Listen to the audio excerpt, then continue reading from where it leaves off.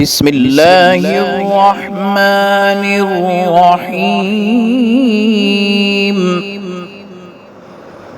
ألم تر كيف فعل ربك بأصحاب الفيل؟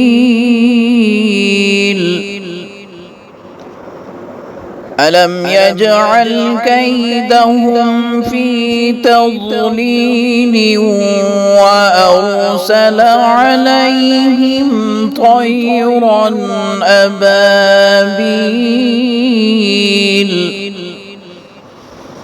ترميهم بحجارة من سجيل فجعلهم كعصف مأكول.